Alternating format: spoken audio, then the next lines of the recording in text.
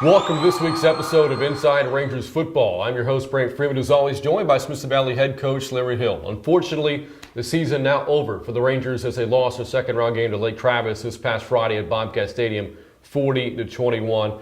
Coach, your team battled against a really good Lake Travis team, one that probably has a state run in them. As you look back at the football game, what did you take away from your team's performance? Well, the Lake Travis made more plays than we did. That's certainly not necessarily an oversimplification, but we did some good things, but then they did more good things. They made some plays on third down a few more times than we did. They had a few more explosive plays than we did. Our kids kept battling, as you mentioned. We fell behind, kind of fought back, and just kind of both teams kind of held serve there in the late third and fourth quarter. But you want to tip your hat to them. They did the things that they needed to do to win, and as you said, they've got a pretty long run left in them, and we'll see how it progresses for them.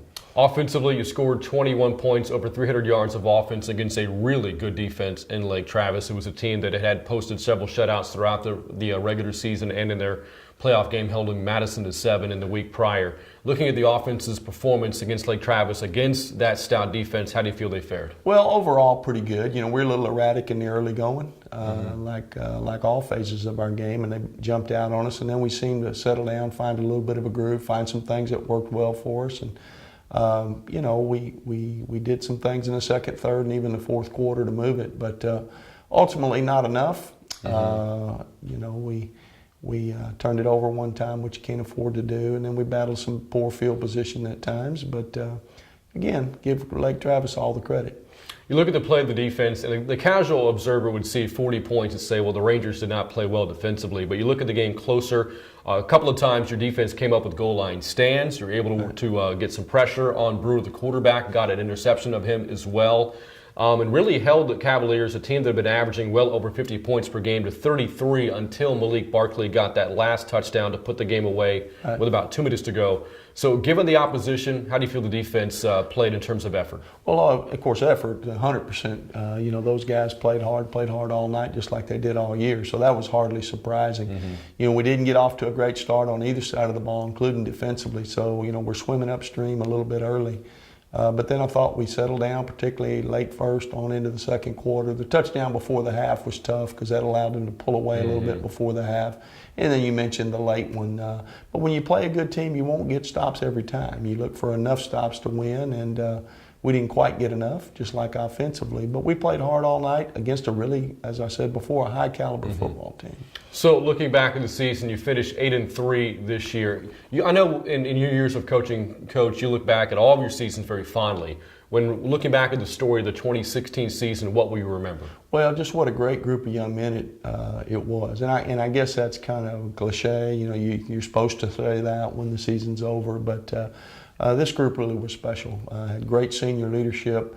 Not so much verbal leadership as much as watch how I practice, watch how I prepare, watch how I go through the checklist. And that rubs off on your younger players. When your best players are also your best kids, you got a special team. And other players, younger players who don't really know the way yet, tend to fall in line. And that probably personifies this team as much as their on the field play, which obviously with their record is outstanding as well. The handful of losses that we have are teams that are still playing and will continue to still play for a while. So they went up against the best there is in this area and went toe-to-toe, beat a bunch of them, and had some narrow losses. So just an outstanding group of young men. We've highlighted the play of players like Josh Adkins throughout the season, Josh Dillon defensively, Brandon Arnold, Jack Gibbons, some of your key seniors. But by our count, 45 seniors on this year's 2016 team. You're saying goodbye to all of them. How special has this group been for you as they've been through your program? Well, they are a special group. The bad thing is they're not going to get to play for us anymore. The good thing is they're going to be tomorrow's leaders. Our society, our state, our country, if you will get to benefit from having those guys around. There's some great young men as well as great players there. But they were really a special group, as I said. Never a tough day at work. Easy to coach, and had ability too. Sometimes you say those things, but there's always a but on there. Yeah, but they can't play worth a lick. These guys can play, and good players, good men, and they've made our team better. They've made our school better. Well, the Rangers made a lot of plays throughout the 2016 season. We have looked back at some of the big plays all season long, and we're going to look back at the big plays from the game this past Friday against Lake Travis. Let's go take a look. Our first big play is our first offensive touchdown. Trayvon Merrick, who we've grown accustomed to see making big plays, is in the game at wide receiver, and he's got the circle around him at the top of the screen on our sideline. As the play unfolds, this is a play that you hear on TV all the time called the back shoulder fade. Josh Atkins drops back. Trayvon is going deep, as you can see the arrow indicates. As he gets up on the corner, Josh purposely underthrows it as the defensive back continues up the field as the arrow shows. Throw it behind him and to the outside. Well thrown ball. Trayvon jumps up, makes the catch, avoids the tackle, and takes off toward the end zone. And one last defender has a shot, and you see Davis Gratcha, the senior tight end, gets a block on that defender, which allows Trayvon to use his speed and get into the end zone and get us going offensively. From the rear, you can see the play, some of the other intricacies of the play. We'll start with the offensive line and how they protect Josh. You got Andrew, left to right, you have Andrew Antonelli, also Brock Sherber, Cade Dix, the third one there. On the left side, or on the right side of the screen, being our left side of our offensive line, you got Cole Baumgartner and Nick Hamrick providing a great pocket for Josh. There's that back shoulder. You can see it's behind him and to the outside. Well thrown. Nice catch. Now he's up the field. Makes a guy miss. And Davis Gratcha, number 5 here, gets a block on the last defender right there, which allows Trayvon to get in the end zone. Well executed play by a lot of guys. Defensive play now is one of our next big plays. We'll focus on 2 underclassmen, 2 junior outside linebacker, number 41 down at the bottom of the screen. That's Jacob Zuber. And Jaden Deaton, another junior outside linebacker at the top. They come on a double barrel blitz, forces him up into the pocket, and then Jacob actually sacks him with his back foot. You can see that right there. Gets him, kind of leg whips him, and throws him down for a big sack early in the ball game. You can see it a little better from the rear. Jacob's on the left, Jaden's on the right. You can see them pointed out there, and as they come on the insert blitz, Jacob gets there first, and then Jaden will make him step up, and then he kind of leg whips him and sacks him for a big loss. Trayvon's done about everything this year except throw a touchdown pass, and Friday night he was able to do that. He's returned a punt, he's returned a kickoff. Of course, he's returned interceptions through the years. He's ran for touchdowns. He's caught touchdowns. We run the jet sweep, which you've seen him do so much. We hand it off to him. He's going wide. Josh Dillon is blocking for him, which the defense reads, and then when he inserts to come block or come tackle Trayvon, Josh goes by him. Trayvon throws the thing. Great one-handed catch by Josh in the corner of the end zone for a touchdown there in the second half. From the end zone, you can see it a little bit more clear, kind of how the defense sees it. There's the handoff. You can see the 2 linebackers chasing Trayvon as he goes on the sweep as the play unfolds. Now you can see the secondary beginning to come up on the sweep. Then there's the throw, and then there's Josh, and I'll try to slow this down. Just a tremendous one-hand catch in the corner of the end zone for a touchdown. Our last big play involves the kicking game. Josh Dillon, once again, will be the recipient of some great blocks. 3 particular blocks that we're going to focus on. The highest block arrow, if you will, is Cameron Livingston. Just down from him, the second arrow down will be Tyler McCracken. And then Taylor Nix will be the third one there to the right. You'll see him kick out, and kick in, and just a great alley for Josh to get into. Josh Dillon returns that kickoff back past midfield, gives us great field position. From the rear, you can see it again. You can see, just look, same as the Lake Travis team going down. On the extreme right there, that is Taylor Nix, senior outside linebacker. As I slow that down, you can see him engaging him and knocking that man in. And then 2 blocks, Cameron Livingston on the right, Tyler McCracken on the left, creating an alley for Josh to get in. And he bursted up the field. They finally run him down on our end of the field. Well executed play by a lot of young men. And those are our plays of the week. Well, Coach, one of the more fun plays there, of course, was the pass from Javon Merrick Woodard hooking up with Josh Dillon. And Trevon did almost everything for you this season. And that first time we got a chance to see him throw the football and a successful touchdown pass from him as well. He tends to make plays no matter what you have him do. And, when the ball's in his hands or getting ready to be in his hands, quite naturally, he's going to attract a lot of attention from the defense. So we felt like that might have an opportunity to be successful, and it did. Threw it right in there, and Josh made a heck of a catch. Well, I guess the one thing left for Trevon to do is place kicking now. Yeah, he did that last year one time for us, and that didn't work so well, so I don't know that we're going to revisit that. But he has done it once, and I think it's going to stop there. Well, Trevon, good news is he's a junior. He's going to be back next season, as are a handful of Rangers. We're going to talk about the upcoming 2017 season when we come back. Inside Rangers Football continues in just a moment. Now, Brandon, there's nothing to be afraid of. It's no big deal. Bye, Dr. Bayless. That didn't hurt at all. Can I go pick from the treasure chest now?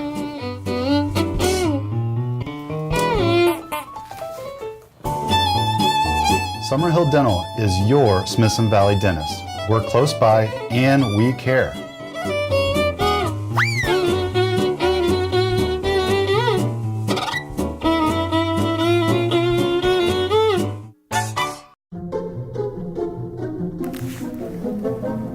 What gives? Oh, check it out. He's buffering. That's super annoying. He really ought to sign up for GVTC's internet service with SpeedSync. Up to 100 megabits download speed and up to 100 megabits upload speed too. That's fast. Finally, he'll stop buffering at the worst times. Call GVTC today for SpeedSync internet service and say bye-bye to buffering. GVTC, just plain smart. When he's done loading, this is gonna be hilarious. Welcome back to Inside Rangers Football. Again, the 2016 season is now over. The Rangers fell to Lake Travis this past Friday in the area round 40-21. But, Coach, it's never too early to look ahead at 2017. When does the process for building next year's team start for you? I guess on a bus ride home last Friday night, it's kind of ever evolving. It's always hard to let go of a group, but you've got groups coming, and really all the way down to 7th grade, you've got player evaluations that are being filled out by various coaches, and knowing who you've got back from your own team, and then who's coming from very successful JV and freshman seasons. I think freshmen were 9-1. I think our JV was 8-2, 7-3. So we've got some pretty good players coming, and as we said, we got players now who will be back that kind of know what that's all about. In Texas high school football, programs have the option whether or not to have a spring program or an extra week or two in the fall. You have normally chosen to go with spring ball. What do you like to do in spring football come late April, early May? Well, we like spring ball. As you mentioned, you can opt not to take it and start 1 week earlier in the fall. But we think 18 practices in the spring is more important than 1 extra week in the fall. The pressure of a game is not there. As a coach, you're a little more willing to move kids around, maybe try them in different areas, look at different combinations, see kids in different situations. And you've got a little bit better feel for when you start in August of who needs to go where in the pecking order and that kind of thing.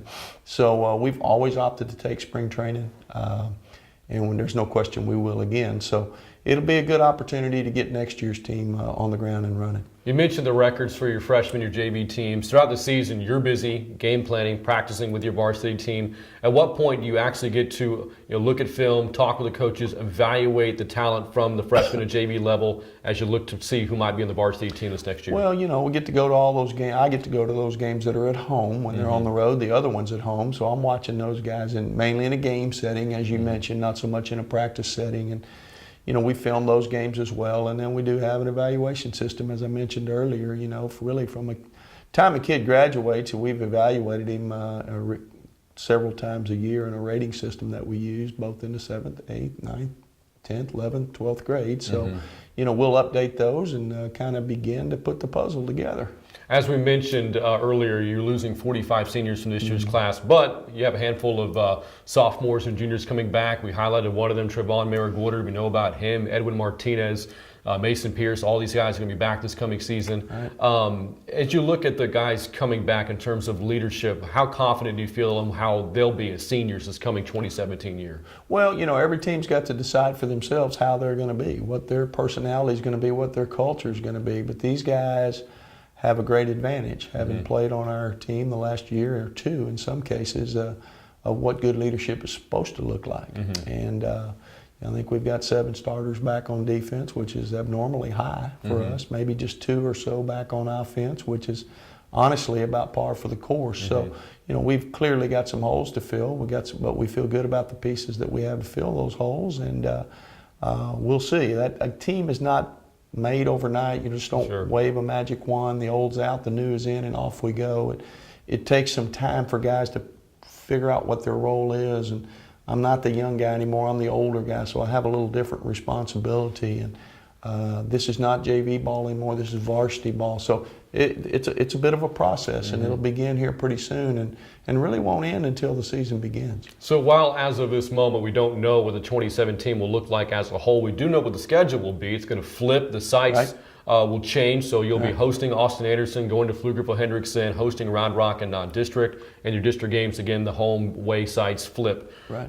As you look at that schedule, we saw, of course, this year, it was all I-35 corridor, all the way North Austin to parts of San Antonio. Right. You've been in coaching now for over 30 years. As you see this region of football, how much better has it gotten over time? Well, there's no question it's tougher than it used to be. You go back 10, 12 years ago when we first moved into what is now 6A, I guess, 14 years ago. You think about some of the teams who are still playing or who have become some of the power teams. I like to include ourselves in that, but if you go back to when we first went to 6A, Reagan, for instance, had just opened. Johnson didn't exist. Brennan did not exist. Brandeis did not exist. Steele did not exist. Westlake was in our region. Lake Travis was a 3 or 4A team. So, I've just rattled off a half dozen or so powerhouse teams that are capable of winning the region that weren't even in the conversation a dozen years ago. And so it's tougher now to get where you want to go. And that's just made the region tougher. That's raised the level of play. It's probably made everybody's level of play tougher. But there's no doubt, I think any of us who were around then and now would tell you that to get where you want to go, the road is littered with obstacles much greater than you used to have to go through. Well, Coach, this is our last episode of Inside Rangers Football for this football season. It is not the last program we have here on the Rangers Network. It is brand new this season. We have a lot of football involvement with it, with the broadcast of your games, not just live radio, but televised replay. There was also coverage of the volleyball playoff match against Clark. More to come in the winter and spring as well. Just how special has this been for your program to get this kind of coverage? Well, it's outstanding, not just for the teams and the players themselves, but for the community.